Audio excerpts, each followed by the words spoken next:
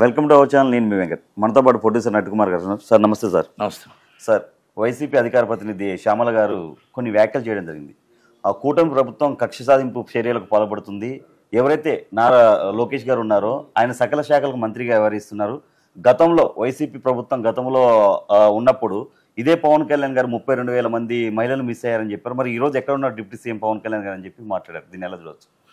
ఇప్పుడు అన్నీ కూడా అడిగే హక్కు వాళ్ళకు ఉంది. ప్రతిపక్షానికి అడిగే హక్కు ఉంది. అడిగి మాట్లాడి ఆ రోజు ఇంట్లో కూర్చొని పవన్ కళ్యాణ్ గారు 32,000 మంది మిస్ అయ్యారని చెప్పలా. జనాల దగ్గరికి వెళ్ళి జనాలు చెప్పింది తెలుసుకొని చీఫ్ మినిస్టర్ గారు 32,000 మంది మిస్ అయ్యారంటే జగన్మోహన్ రెడ్డి గారు అని చెప్పారు. అంతేగాని నేను తాడేపల్లిలో కూర్చొని చెప్తానని చెప్పలా. మీ ఎమ్మెల్యేలు లేరు, మీ మాజీ ఎమ్మెల్యేలు లేరు, ఎవ్వరూ లేరు. సగం మంది జైల్లో, సగం మంది వచ్చి పారిపోయారు. అధికార ప్రతినిధి ఒకరున్నారు శ్యామల గారు, మీరు వచ్చి ఇంట్లో ఉన్నారు. 32,000 మంది కోసం మీరు ఇంట్లో కూర్చొని మైకి పెట్టుకొని అడగడం కాదు. ఎక్కడ పవన్ కళ్యాణ్ గారు అడిగారో, ఎక్కడ పవన్ కళ్యాణ్ గారు చెప్పారో మీరు అక్కడికి వెళ్ళి కూర్చొని అసలు దీని మీద వివరణ అడగండి. ఆయన అప్పుడు దానికి ఏం సమాధానం చెప్తాడో ఆయన డిప్యూటీ సీఎం హోదాలో చెప్పండి, వింటారు.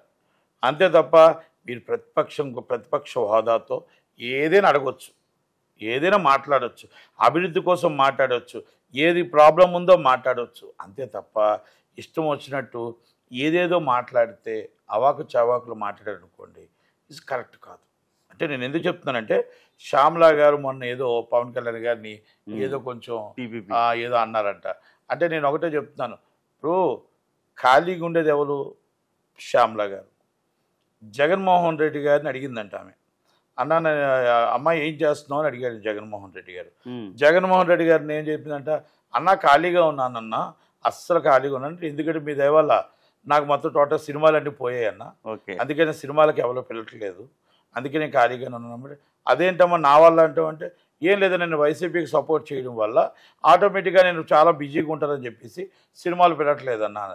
అయితే నీకు ఖాళీగా ఉండే బదులు నీకు ఒక మైకు, ఒక కుర్చీ ఇస్తానమ్మా, నువ్వు మాత్రం ముగ్గురునే తిట్టాలి, ఒకటి పవన్ కళ్యాణ్ గారిని, ఒకటి లోకేష్ గారిని, ఒకటి వచ్చి చంద్రబాబు నాయుడు గారిని, నువ్వు ఎంత తిడితే అంత అవార్డులు ఇస్తావు అన్నాను. అవార్డులు చైర్మన్ ఆల్రెడీ జైల్లో ఉన్నాడు కదా అని. లేదు వచ్చేస్తాడు, వచ్చేసి రెస్ట్ తీసుకొని పోసాని కృష్ణమూర్తి మళ్ళీ వచ్చి మళ్ళీ అవార్డులు చైర్మన్ అవుతాడమ్మా, నీకేం పర్లేదు, నీకు ఎవరు ఎక్కువ తిడితే వాళ్ళకి అవార్డులు ఇస్తాం అన్నారంట. జైలుకి వెళ్తే జైల్లో బెయిల్ ఇస్తాం అన్నారంట. అంటే ఎందుకు ఈ మాట అన్నానంటే విజ్ఞత, విలువలు, వాల్యూస్ ఆమెకు తెలిసి ఉంటే నేను ఈ మాట అన్నాను. ఎందుకంటే ఆమె చంద్రబాబు నాయుడు గారు 75 సంవత్సరాల వయసున్న వ్యక్తికి ఆమె ముసలినక్క అని చెప్పింది. అవును, ఈజ్ గ్రేట్ స్టార్ అని పవన్ కళ్యాణ్ గారికి కోట్లాది మంది అభిమానులు ఉన్న ఆమె ఆర్టిస్ట్ అయ్యి ఉండి ఆయన గుంటనక్క అన్నది. అంటే వాళ్ళ తల్లిదండ్రులు నేర్పించిన సంస్కారం అది, వాళ్ళ తల్లిదండ్రులు నేర్పించిన మర్యాద అది. అందుకే నేను ఆ విధంగా చెప్పవలసి వచ్చింది తప్ప నేను ఆడబిడ్డని ఏ రోజు కూడా ఒక్క మాట కూడా మాట్లాడు. మాకు మాట్లాడే మీరు పీపీ అన్నా ఇంకోటన్నా మేము మాట్లాడగలం, కానీ మాకు సభ్యత సంస్కారం నేర్పించారు కాబట్టి ఆ సభ్యత సంస్కారం నేర్చుకున్నాం కాబట్టి మేము ఎదుటి వాళ్ళకి కించపరచం. కనుక మీరు ప్రతిపక్షం కోసం అడగండి, ప్రతిపక్షంగా మీరు ఏమేమి డెవలపింగ్ కావాలో అవన్నీ అడగాలి, తప్పకుండా అడగాలి. కానీ ఈ విధంగా మాట్లాడడం అనేది కరెక్ట్ కాదు. పోలవరం మేము వదిలేసిన పోలవరం పూర్తి చేశారా లేదా, ఎప్పుడు పూర్తి చేస్తారు? మేము ఆపేసిన అమరావతి ఎప్పుడు పూర్తి చేస్తారు? మేము ఆపేసిన విశాఖపట్నం అభివృద్ధి ఎప్పుడు పూర్తి చేస్తారు? మేము ఆపేసిన విశాఖపట్నం 30 కిలోమీటర్ల కారిడార్ ఎప్పుడు పూర్తి చేస్తారు? మేము 500 కోట్ల ప్రజల సొమ్ముతో మేము రిషికొండలో కట్టిన భవనం ఏం చేస్తారు, ఎప్పుడు చేస్తారు? మాకేమైనా అద్దెకిస్తారా? ఇవన్నీ అడగండి. అలాగే మొత్తం టోటల్గా అభివృద్ధి ఏం జరిగింది?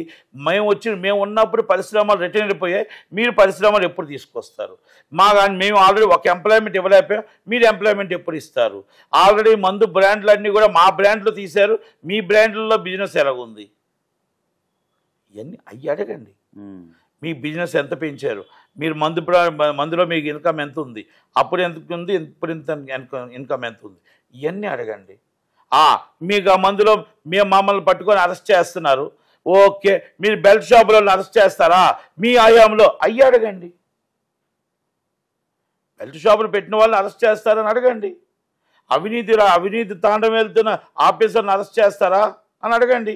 మా రూట్లో మేము ఆఫీసర్లు అవినీతి చేసుకోమని చెప్పాం కొంతమందికి, మరి వాళ్ళని అరెస్ట్ చేస్తారా అని అడగండి. అంతే తప్ప రాజకీయం అంటే ప్రతిపక్షం ఉండాలి. ప్రతిపక్షం అంటే మొత్తం టోటల్గా ఏదైనా మనం ఎండగట్టాలి, కూర్చోబెట్టి మీరు ఏం చేశారు, ఏం చేస్తున్నారు, తప్పుపడుతున్నారు అడగాల్సిన బాధ్యత ఉంది. అంతేగాని తిట్టడం కాదు, ఎదుటి వాళ్ళని కించపరచడం కాదు, ఎదుటి వాళ్ళని అవమానపరచడం కాదు. అది రాజకీయం కాదు. ఆడబిడ్డలను అవమానపరచడం కాదు. అది ఒకసారి ఆలోచించుకోండి. మనం మనిషికి విలువ ఇవ్వాలి, పోస్టివ్ వాల్యూ ఇవ్వాలి. అది దయచేసి మీరు ఎప్పుడు కూడా ఎవరైనా మనం అది నేర్చుకొని ఉండగలిగితే రాజకీయంగా ఎదుగుదల వస్తుంది. రాజకీయంగా ఇంకొకరు మాట్లాడటం కాదు. ఏ పార్టీకి వెళ్ళినా మనం విలువిస్తారు. ఏ పార్టీ ఎవరితో మాట్లాడినా విలువిస్తారు. ఆ పార్టీ వాళ్ళు మనల్ని తిట్టమన్నారని వాళ్ళని తిట్టి, ఈ పార్టీ వాళ్ళు మనల్ని తిట్టమని వాళ్ళని తిడితే బలిపశువు అయిపోయేది మనమే. వాళ్ళు తిట్టమన్నారని తిడితే రేపు బలిపశువు అయిపోతాం. వాళ్ళు ఒకటే, మనం నష్టపోతాం అని గుర్తుపెట్టుకోండి. దయచేసి శ్యామలా గారు ఇప్పటికే ఆలోచించండి అమ్మా. మీరు ఒకసారి ఆలోచించి మాట్లాడండి తప్ప దయచేసి రాజకీయం కోసం కాదు. మీరు దానికి ప్రతిపక్ష హోదాతో అడగవచ్చు. మీ నాయకుడు ప్రతిపక్షంలో రమ్మనండి, అసెంబ్లీకి రమ్మనండి, ప్రజల్లోకి రమ్మనండి, ప్రజలు ఇంటింటికి రమ్మనండి, ఇంటింటికి కష్టాలు చెప్పనండి. ఎమ్మెల్యే లేరు, ఎక్కడున్నారో కనుక్కోండి. ఎమ్మెల్యే లేరు, ఎంపీటీసీలు లేరు, జడ్పీటీసీలు లేరు, ఎంపీలు లేరు, మాజీ ఎంపీలు లేరు, మాజీ ఎమ్మెల్యేలు లేరు. వాళ్ళందరూ ఏమయ్యారు? సగం మంది జైల్లో ఉన్నారు, సగం మంది పరారు అయిపోయారు. అసలు ఎవరు అడిగిన వాళ్ళు లేరు. నియోజకవర్గాల్లో వన్ టైం గవర్నమెంట్ మొత్తం టోటల్గా దూసుకెళ్ళిపోతుంది. ఆ వన్ టైంలో మీ వైసీపీ అనేది ఎక్కడ లేదు. అయ్యి అడగండి అమ్మా. మీరు పవన్ కళ్యాణ్ గారిని తిట్టడం, మాట్లాడడం కరెక్ట్ కాదండి. Thank you sir.